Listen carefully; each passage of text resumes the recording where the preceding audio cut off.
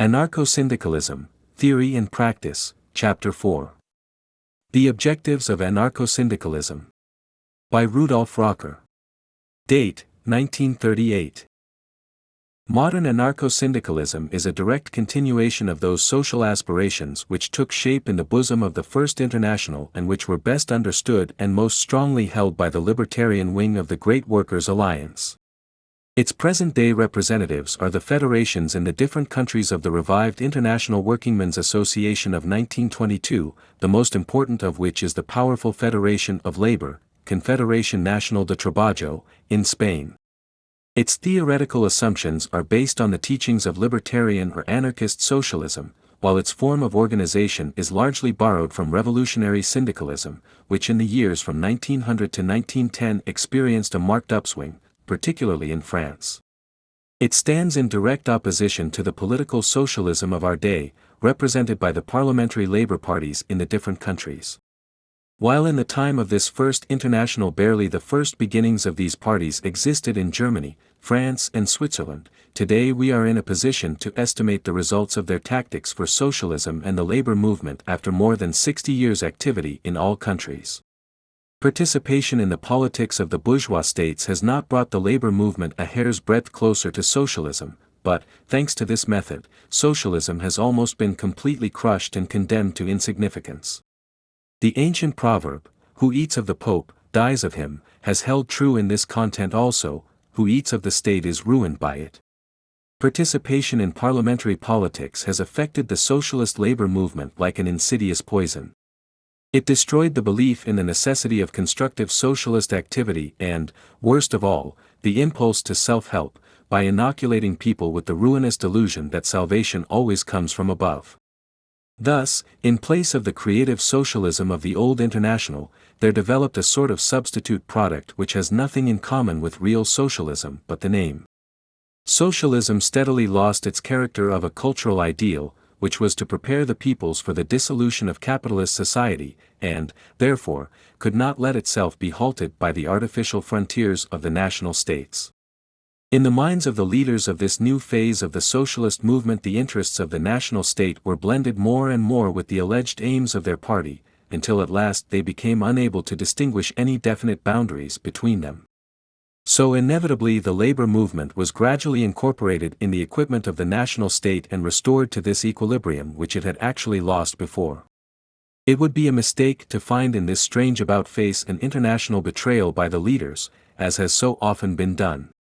The truth is that we have to do here with a gradual assimilation to the modes of thought of capitalist society, which is a condition of the practical activities of the labor parties of today, and which necessarily affects the intellectual attitude of their political leaders. These very parties which had once set out to conquer socialism saw themselves compelled by the iron logic of conditions to sacrifice their socialist convictions bit by bit to the national policies of the state.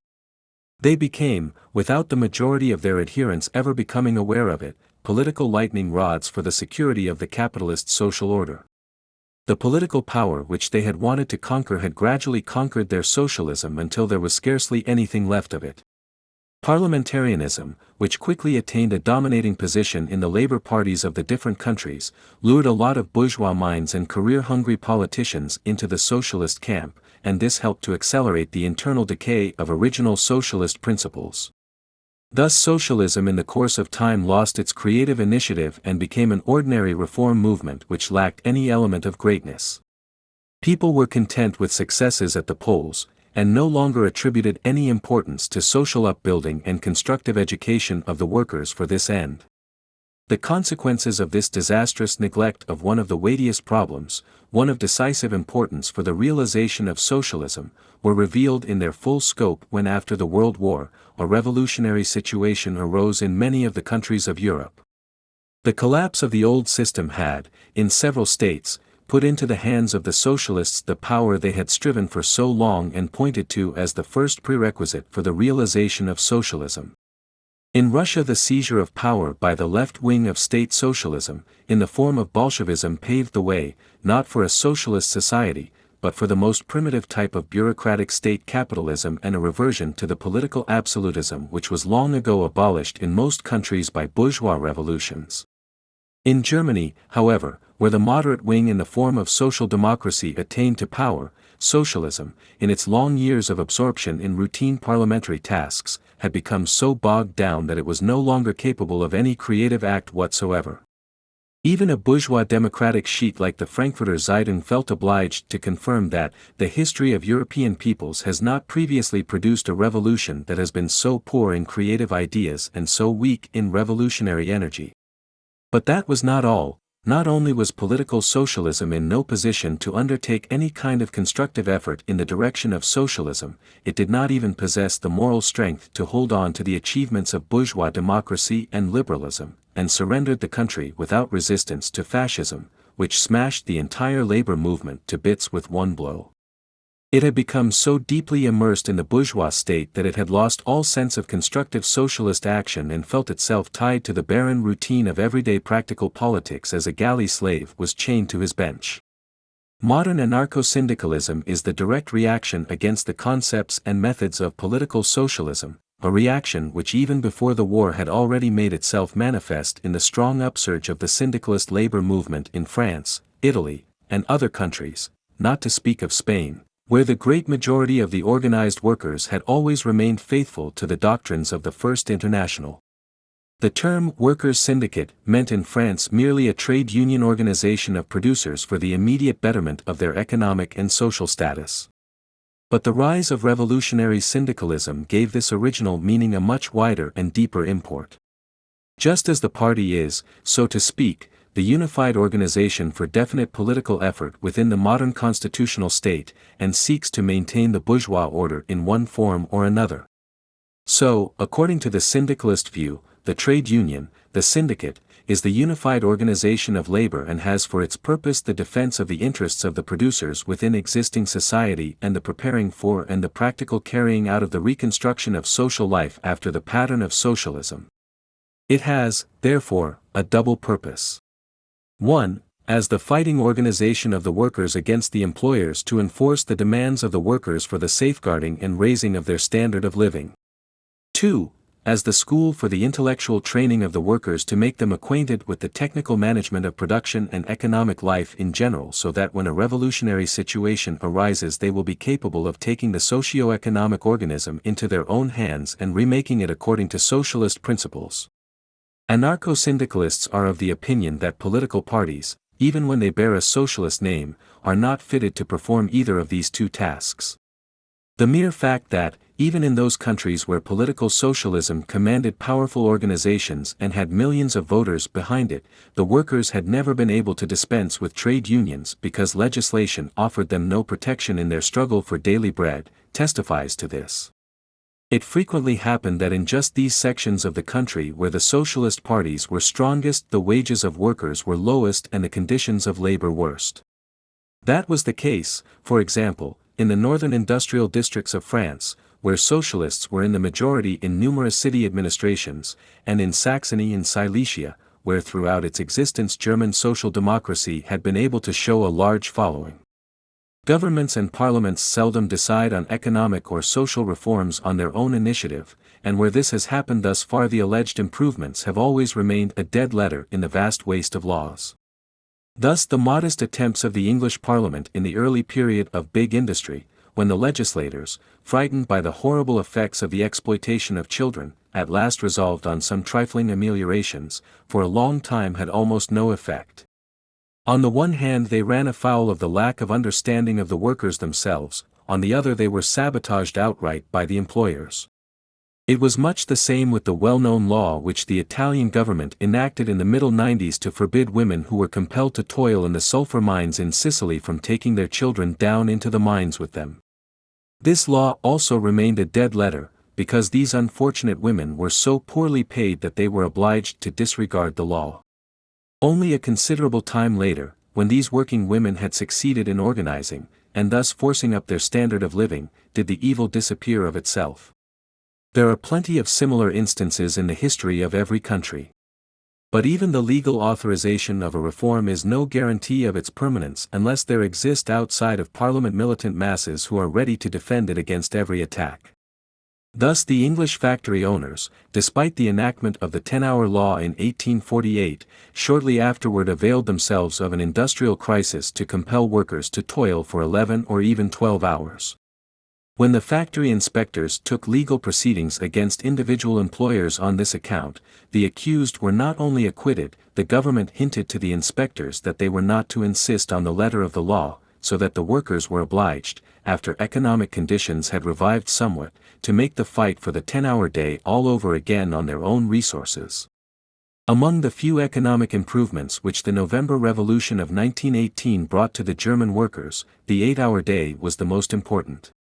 But it was snatched back from the workers by the employers in most industries, despite the fact that it was in the statutes, actually anchored legally in the Weimar Constitution itself. But if political parties are absolutely incapable of making the slightest contribution to the improvement of the standard of living of the workers within present-day society, they are far less capable to carry on the organic upbuilding of a socialist community or even to pave the way for it, since they utterly lack every practical requirement for such an achievement. Russia and Germany have given quite sufficient proof of this. The lancehead of the labor movement is, therefore, not the political party but the trade union, toughened by daily combat and permeated by socialist spirit. Only in the realm of economy are the workers able to display their full social strength, for it is their activity as producers which holds together the whole social structure, and guarantees the existence of society at all. In any other field they are fighting on alien soil and wasting their strength in hopeless struggles which bring them not an iota nearer to the goal of their desires. In the field of parliamentary politics the worker is like the giant Antaeus of the Greek legend, whom Hercules was able to strangle after he took his feet off the earth, who was his mother. Only as producer and creator of social wealth does he become aware of his strength. In solidaric union with his fellows he creates in the trade union the invincible phalanx which can withstand any assault, if it is aflame with the spirit of freedom and animated by the ideal of social justice. For the anarcho-syndicalists the trade union is by no means a mere transitory phenomenon bound up with the duration of capitalist society, it is the germ of the socialist society of the future, the elementary school of socialism in general. Every new social structure makes organs for itself in the body of the old organism. Without this preliminary any social evolution is unthinkable. Even revolutions can only develop and mature the germs which already exist and have made their way into the consciousness of men. They cannot themselves create these germs or create new worlds out of nothing. It therefore concerns us to plant these germs while there is still yet time and bring them to the strongest possible development, so as to make the task of the coming social revolution easier and to ensure its permanence. All the educational work of the anarcho-syndicalist is aimed at this purpose. Education for socialism does not mean for them trivial campaign propaganda and so-called politics of the day, but the effort to make clear to the workers the intrinsic connections among social problems by technical instruction and the development of their administrative capacities, to prepare them for their role of reshapers of economic life, and give them the moral assurance required for the performance of the task. No social body is better fitted for this purpose than the economic fighting organizations of the workers. It gives a definite direction to their social activities and toughens their resistance in the immediate struggle for the necessities of life and the defense of their human rights. This direct and unceasing warfare with the supporters of the present system develops at the same time the ethical concepts without which any social transformation is impossible, vital solidarity with their fellows in destiny and moral responsibility for their own actions. Just because the educational work of the anarcho-syndicalists is directed toward the development of independent thought and action, they are outspoken opponents of all those centralizing tendencies which are so characteristic of all political labor parties. But centralism, that artificial organization from above which turns over the affairs of everybody in a lump to a small minority, is always attended by barren official routine, and this crushes individual conviction, kills all personal initiative by lifeless discipline and bureaucratic ossification, and permits no independent action. The organization of anarcho-syndicalism is based on the principles of federalism, on free combination from below upward, putting the right of self-determination of every member above everything else and recognizing only the organic agreement of all on the basis of like interests and common convictions. It has often been charged against federalism that it divides the forces and cripples the strength of organized resistance, and, very significantly, it has been just the representative of the political labor parties and of the trade unions under their influence who have kept repeating this charge to the point of nausea. But here, too, the facts of life have spoken more clearly than any theory. There was no country in the world where the whole labor movement was so completely centralized and the technique of organization developed to such extreme perfection as in Germany before Hitler's accession to power. A powerful bureaucratic apparatus covered the whole country and determined every political and economic expression of the organized workers. In the very last elections, the Social Democratic and Communist parties united over 12 million voters for their candidates. But after Hitler seized power, 6 million organized workers did not raise a finger to avert the catastrophe which had plunged Germany into the abyss, and which in a few months beat their organization completely to pieces.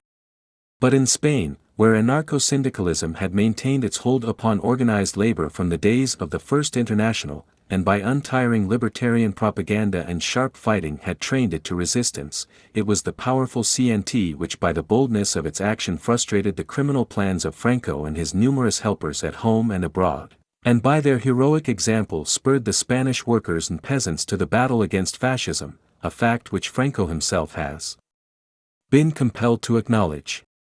Without the heroic resistance of the anarcho-syndicalist labor unions, the fascist reactions would in a few weeks have dominated the whole country. When one compares the technique of the federalist organization of the CNT with the centralistic machine which the German workers had built for themselves, one is surprised by the simplicity of the former. In the smaller syndicates, every task for the organization was performed voluntarily. In the larger alliances, where naturally established official representatives were necessary, these were elected for 1 year only and received the same pay as the workers in their trade. Even the General Secretary of the CNT was no exception to this rule. This is an old tradition which has been kept up in Spain since the days of the International. This simple form of organization not only sufficed the Spanish workers for turning the CNT into a fighting unit of the first rank, it also safeguarded them against any bureaucratic regime in their own ranks and helped them to display that irresistible spirit of solidarity and tenaciousness which is so characteristic of this organization, and which one encounters in no other country. For the state, centralization is the appropriate form of organization, since it aims at the greatest possible uniformity in social life for the maintenance of political and social equilibrium. But for a movement whose very existence depends on prompt action at any favorable moment and on the independent thought and action of its supporters, centralism could but be a curse by weakening its power of decision and systematically repressing all immediate action.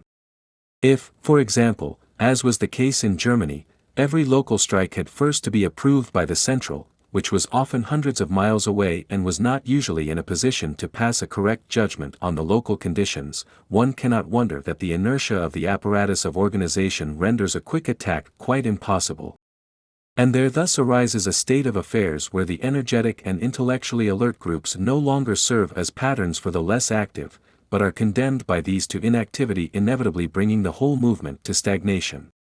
Organization is, after all, only a means to an end. When it becomes an end in itself, it kills the spirit and the vital initiative of its members and sets up that domination by mediocrity which is the characteristic of all bureaucracies. Anarcho-syndicalists are, therefore, of the opinion that trade union organization should be of such a character as to afford workers the possibility of achieving the utmost in their struggle against the employers, and at the same time provide them with a basis from which they will be able in a revolutionary position to proceed with reshaping of economic and social life. Their organization is accordingly constructed on the following principles. The workers in each locality join the unions for their respective trades, and these are subject to the veto of no central but enjoy the entire right of self-determination. The trade unions of a city or rural district combine in a so-called labor cartel. The labor cartels constitute the centers for local propaganda and education. They weld the workers together as a class and prevent the rise of any narrow-minded factional spirit. In times of local labor trouble they arrange for the solidaric cooperation of the whole body of organized labor in the use of every agency available under the circumstances. All the labor cartels are grouped according to districts and regions to form the National Federation of Labor Cartels, which maintain the permanent connection between the local bodies, arranges for free adjustment of the productive labor of the members of the different organizations on cooperative lines, provide for the necessary cooperation in the field of education, in which the stronger cartels will need to come to the aid of the weaker ones, and in general support the local groups with counsel and guidance. Every trade union is, moreover, federatively allied with all the same organizations in the same trade throughout the country, and these in turn with all related trades, so that all are combined in general industrial alliances. It is the task of these alliances to arrange for the cooperative action of the local groups, to conduct solidaric strikes where the necessity arises, and to meet all the demands of the day-to-day struggle between capital and labor. Thus the Federation of Labor Cartels and the Federation of Industrial Alliances constitute the two poles about which the whole life of the trade unions revolves. Such a form of organization not only gives the workers every opportunity for direct action in their struggles for daily bread, it also provides them with the necessary preliminaries for carrying through the reorganization of social life on a socialist plan by their own strength and without alien intervention, in case of a revolutionary crisis. Anarcho-syndicalists are convinced that a socialist economic order cannot be created by the decrees and statutes of a government, but only by the solidaric collaboration of the workers with hand or brain in each special branch of production. That is, through the taking over of the management of all plants by the producers themselves under such form that the separate groups, plants, and branches of industry are independent members of the general economic organism and systematically carry on production and the distribution of the products in the interest of the community on the basis of free mutual agreements. In such a case the labor cartels would take over the existing social capital in each community, determine the needs of the inhabitants of their districts, and organize local consumption. Through the agency of the National Federation of Labor Cartels it would be possible to calculate the total requirements of the country and adjust the work of production accordingly. On the other hand, it would be the task of the industrial alliances to take control of all the instruments of production, machines, raw materials, means of transportation and the like, and to provide the separate producing groups with what they need. In a word, organization of the plants by the producers themselves and direction of the work by labor councils elected by them. Organization of the total production of the country by the industrial and agricultural alliances. Organization of consumption by the labor cartels. In this respect, also practical experience has given the best instruction. It has shown us that economic questions in the socialist meaning cannot be solved by a government, even when that is meant the celebrated dictatorship of the proletariat. In Russia the Bolshevist dictatorship stood for almost 2 whole years helpless before its economic problems and tried to hide its incapacity behind a flood of decrees and ordinances, of which 99% were buried at once in the various bureaus. If the world could be set free by decrees, there would long ago have been no problems left in Russia. In its fanatical zeal for government, Bolshevism has violently destroyed just the most valuable beginnings of a socialist social order, by suppressing the cooperatives, bringing the trade unions under state control, and depriving the Soviets of their independence almost from the beginning. Kropotkin said with justice in his Message to the Workers of the West European Countries. Russia has shown us the way in which socialism cannot be realized, although the populace, nauseated with the old regime, opposed no active resistance to the experiments of the new government. The idea of the workers' councils for the control of the political and economic life is, in itself, of extraordinary importance, but so long as the country is dominated by the dictatorship of a party, the workers' and peasants' councils naturally lose their significance. They are thereby degraded to the same passive role which the representatives of the estates used to play in the time of the absolute monarchies. A workers' council ceases to be a free and valuable advisor when no free press exists in the country, as has been the case with us for over 2 years. Worse still, the workers' and peasants' councils lose all their meaning when no public propaganda takes place before their election, and the elections themselves are conducted under the pressure of party dictatorship. Such a government by councils, Soviet government, amounts to a definite step backward as soon as the revolution advances to the erection of new society on a new economic basis. It becomes just a dead principle on a dead foundation. The course of events has proved Kropotkin right on every point. Russia is today farther from socialism than any other country. Dictatorship does not lead to the economic and social liberation of the toiling masses, but to the suppression of even the most trivial freedom and the development of an unlimited despotism which respects no rights and treads underfoot every feeling of human dignity. What the Russian worker has gained economically under this regime is a most ruinous form of human exploitation, borrowed from the most extreme stage of capitalism, in the shape of the Stakhanov system, which raises his productive capacity to its highest limit and degrades him to galley slave, who is denied all control of his personal labor, and who must submit to every order of his superiors if he does not wish to expose himself to penalties life and liberty. But compulsory labor is the last road that can lead to socialism. It estranges the man from the community, destroys his joy in his daily work, and stifles that sense of personal responsibility to his fellows without which there can be no talk of socialism at all. We shall not even speak of Germany here. One could not reasonably expect of a party like the Social Democrats, whose central organ Vorwärts, just on the evening before the November Revolution of 1918 warned the workers against precipitancy, as the German people are not ready for a republic, that it would experiment with socialism. Power, we might say, fell into its lap overnight, and it actually did not know what to do with it. Its absolute impotence contributed not a little to enabling Germany to bask today in the sun of the Third Reich. The anarcho-syndicalist labor unions of Spain, and especially of Catalonia, where their influence is strongest, have shown us an example in this respect which is unique in the history of socialist labor movement. In this they have only confirmed what the anarcho-syndicalists have always insisted on, that the approach to socialism is possible only when the workers have created the necessary organism for it, and when above all they have previously prepared for it by a genuinely socialistic education and direct action.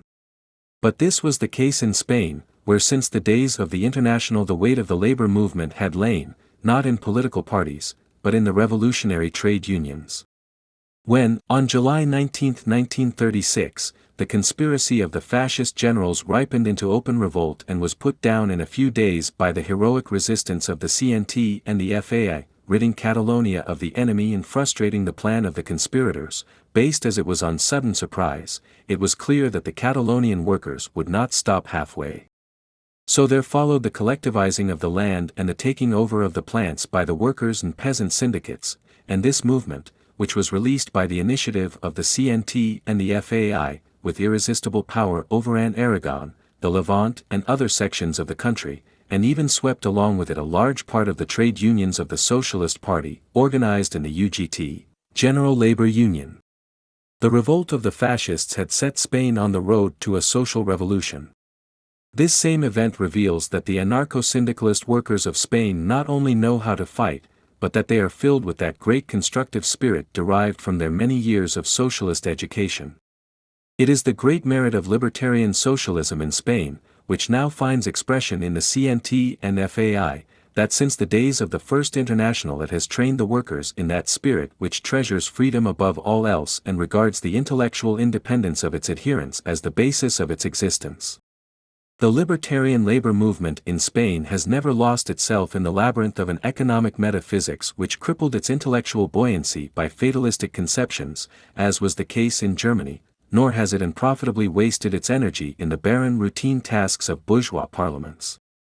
Socialism was for it a concern of the people, an organic growth proceeding from the activity of the masses themselves and having its basis in their economic organizations. Therefore the CNT is not simply an alliance of industrial workers like the trade unions in every other country. It embraces within its ranks also the syndicates of the peasant and field workers as well as those of the brain workers and the intellectuals. If the Spanish peasants are now fighting shoulder to shoulder with city workers against fascism, it is the result of the great work of socialist education which has been performed by the CNT and its forerunners. Socialists of all schools, genuine liberals and bourgeois anti-fascists who have had an opportunity to observe on the spot have thus far passed only one judgment on the creative capacity of the CNT and have accorded to its constructive labors the highest admiration. Not one of them could help extolling the natural intelligence, the thoughtfulness and prudence, and above all the unexampled tolerance with which the workers and peasants of the CNT have gone about their difficult task. Workers, peasants, technicians and men of science had come together for cooperative work, and in 3 months gave an entirely new character to the whole economic life of Catalonia. In Catalonia today 3/4 of the land is collectivized and cooperatively cultivated by the workers' syndicates. In this each community presents a type by itself and adjusts its internal affairs in its own way, but settles its economic questions through the agency of its federation. Thus there is preserved the possibility of free enterprise, inciting new ideas and mutual stimulation. 1/4 of the country is in the hands of small peasant proprietors, to whom has been left the free choice between joining the collectives or continuing their family husbandry. In many instances their small holdings have even been increased in proportion to the size of their families. In Aragon an overwhelming majority of the peasants declared for collective cultivation. There are in that province over 400 collective farms, of which about 10 are under the control of the socialist UGT, while all the rest are conducted by syndicates of the CNT. Agriculture has made such advances there that in the course of a year 40% of the formerly untilled land has been brought under cultivation. In the Levant, in Andalusia and Castile, also, collective agriculture under the management of the syndicates is making constantly greater advances. In numerous smaller communities a socialist form of life has already become naturalized, the inhabitants no longer carrying on exchange by means of money, but satisfying their needs out of the product of their collective industry and conscientiously devoting the surplus to their comrades fighting at the front. In most of the rural collectives individual compensation for work performed has been retained, and the further upbuilding of the new system postponed until the termination of the war, which at present claims the entire strength of the people. In these the amount of the wages is determined by the size of the families. The economic reports in the daily bulletins of the CNT are extremely interesting, with their accounts of the building up of the collectives and their technical development through the introduction of machines and chemical fertilizers, which had been almost unknown before. The agricultural collectives in Castile alone have during the past year spent more than 2 million pesetas for this purpose. The great task of collectivizing the land was made much easier after the rural federations of the UGT joined the general movement. In many communities all affairs are arranged by delegates of the CNT and the UGT, bringing about a rapprochement of the two organizations which culminated in an alliance of the workers in the two organizations. But the workers' syndicates have made their most astounding achievements in the field and industry, since they took into their hands the administration of industrial life as a whole. In Catalonia in the course of a year the railroads were fitted out with a complete modern equipment, and in punctuality the service reached a point that had been hitherto unknown. The same advances were achieved in the entire transport system, in the textile industry, in machine construction, in building, and in the small industries. But in the war industries the syndicates have performed a genuine miracle. By the so-called neutrality pact the Spanish government was prevented from importing from abroad any considerable amount of war materials. But Catalonia before the fascist revolt had not a single plant for the manufacture of army equipment. The first concern, therefore, was to remake whole industries to meet the war demands. A hard task for the syndicates, which already had in their hands full setting up of a new social order. But they perfumed it with an energy and a technical efficiency that can be explained only by the workers and their boundless readiness to make sacrifices for their cause. Men toiled in the factories 12 and 14 hours a day to bring the great work to completion. Today Catalonia possesses 283 huge plants which are operating day and night in the production of war materials, so that the fronts may be kept supplied. At present Catalonia is providing for the greater part of all war demands. Professor Andrés Oltmers declared in the course of an article that in this field the workers' syndicates of Catalonia had accomplished in 7 weeks as much as France did in 14 months after the outbreak of the World War. But that is not all by a great deal. The unhappy war brought into Catalonia an overwhelming flood of fugitives from all the war-swept districts in Spain. Their number has today grown to 1 million. Over 50% of the sick and wounded in the hospitals of Catalonia are not Catalonians. One understands, therefore, with what a task the workers' syndicates were confronted in the meeting of all these demands. Of the reorganization of the whole educational system by the teachers' groups in the CNT, the associations for the protection of works of art, and 100 other matters we cannot even make mention here. During this same time the CNT was maintaining 120,000 of its militia, who were fighting on all fronts. No other organization has thus far made such sacrifices of life and limb as the CNTFAI. In its heroic stand against fascism it has lost a lot of its most distinguished fighters, among them Francisco Ascon Buenaventura Durruti, whose epic greatness made him the hero of the Spanish people. Under these circumstances it is, perhaps, understandable that the syndicates have not thus far been able to bring to completion their great task of social reconstruction, and for the time being were unable to give their full attention to the organization of consumption. The war, the possession by the fascist armies of important sources of raw materials, the German and Italian invasion, the hostile attitude of foreign capital, the onslaughts of the counter-revolution in the country itself, which, significantly, was befriended this time by Russia and the Communist Party of Spain. All this and many other things have compelled the syndicates to postpone many great and important tasks until the war is brought to a victorious conclusion.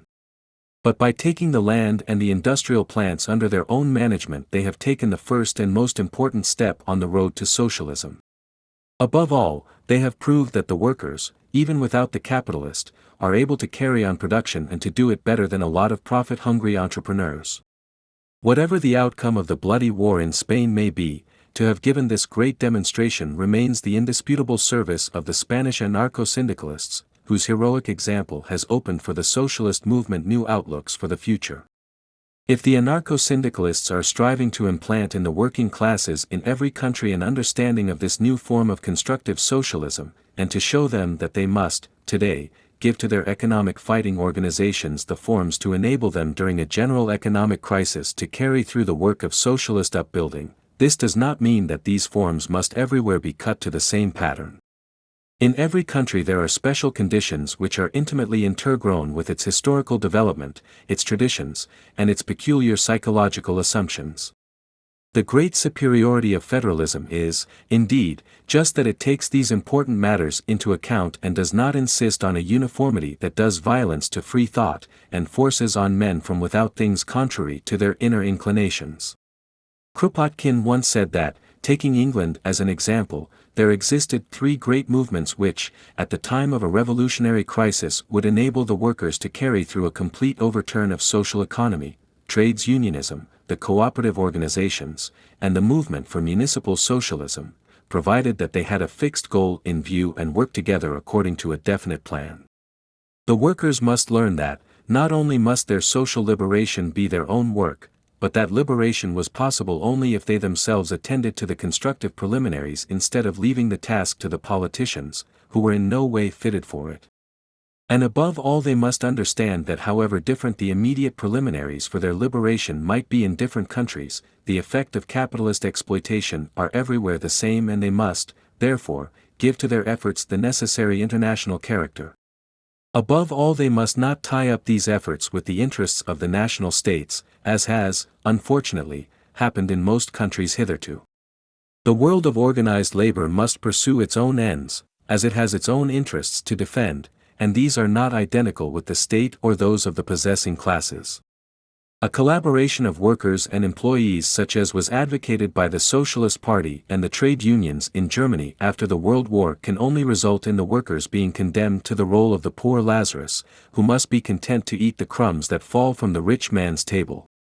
Collaboration is possible only where the ends and, most importantly of all, the interests are the same.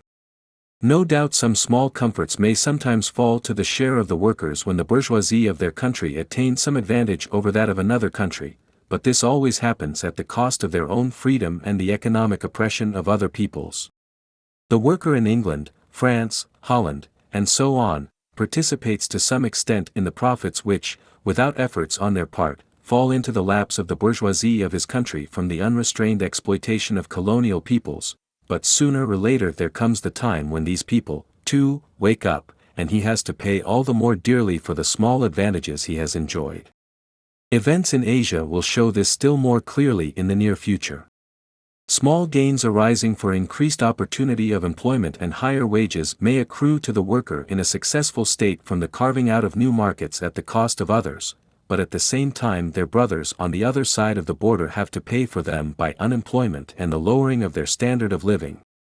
The result is an ever-widening rift in the international labor movement, which not even the loveliest resolutions by international congresses can put out of existence. By this rift the liberation of the workers from the yoke of wage slavery is pushed further and further into the distance. As long as the worker ties up his interests with those of the bourgeoisie of his country instead of with those of his class, he must logically also take in his stride all the results of that relationship.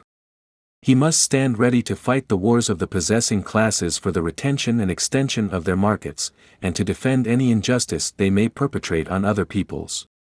The socialist press of Germany was merely being consistent when, at the time of the World War, they urged the annexation of foreign territory.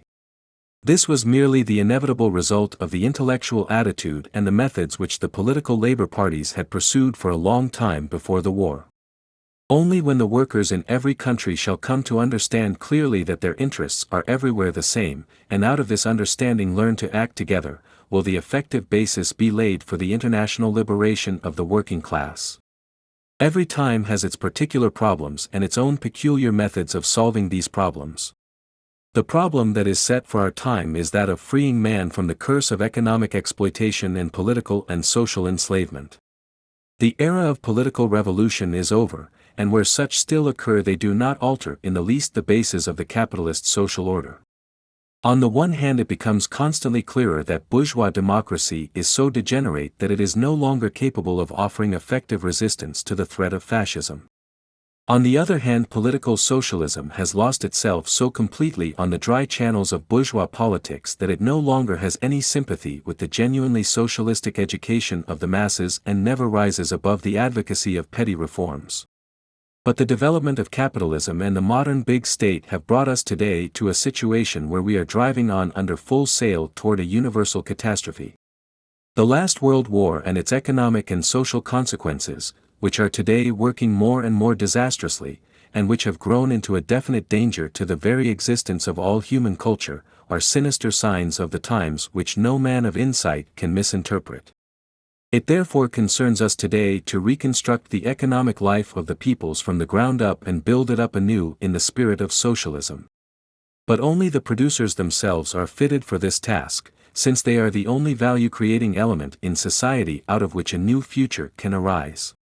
Theirs must be the task of freeing labor from all the fetters which economic exploitation has fastened on it, of freeing society from all the institutions and procedures of political power, and of opening the way to an alliance of free groups of men and women based on cooperative labor and a planned administration of things in the interests of the community.